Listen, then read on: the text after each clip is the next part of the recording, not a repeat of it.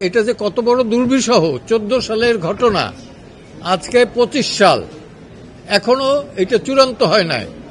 High court পর্যন্ত চূড়ান্ত হয়েছে। আমার দৃঢ় বিশ্বাস যে সরকার তো যাবে না, অ্যাপিলেন্ট যারা তারা হয়তো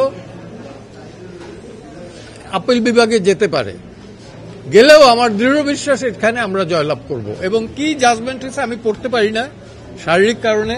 এই যে সরকার পক্ষের ডেপুটি অ্যাটর্নি জেনারেল আছেন, বলো।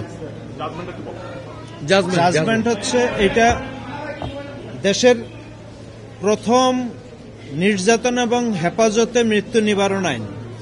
এটা হচ্ছে রাষ্ট্রের কোন কর্মকর্তা কর্মচারী ইনক্লুডিং ল এনফোর্সিং এজেন্সি যদি কারো হেফাজতে কাউকে নির্যাতন করা হয় এবং এই নির্যাতনের কারণে কারো মৃত্যু হয়, তাহলে তার শাস্তি হচ্ছে সর্বোচ্চ যাবজ্জীবন কারাদণ্ড।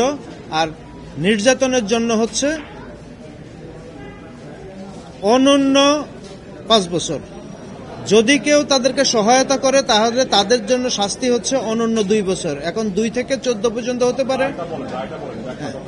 আর এখানে 5 জন আসামিকে এই মামলায় সাজা দেওয়া হয়েছে, তার মধ্যে 3 জন আসামি আপিল করেছে, 1 জন আসামি সাজা ভোগ করে চলে গেছে, আর 1 জন পলাতক আছে, কামরুজ্জামান মিন্টু। এক আসামি জাহিদুর রহমানের সাজাটা বহাল আছে, তার যাবজ্জীবন কারাদণ্ড, তার 50,000 টাকা জরিমানা, 2 লক্ষ টাকা ক্ষতিপূরণ, সেটা বহাল রাখছে appellate high court division, honourable high court division. আরেকজন assistant sub inspector Rashedul Hasan, তাকে যাবজ্জীবন কারাদণ্ড পরিবর্তন করে তাকে 10 বছরের সশ্রম কারাদণ্ড, 50,000 টাকা জরিমানা এবং ভিকটিমদেরকে 25,000 টাকা ক্ষতিপূরণ দেওয়ার নির্দেশ দিয়েছেন।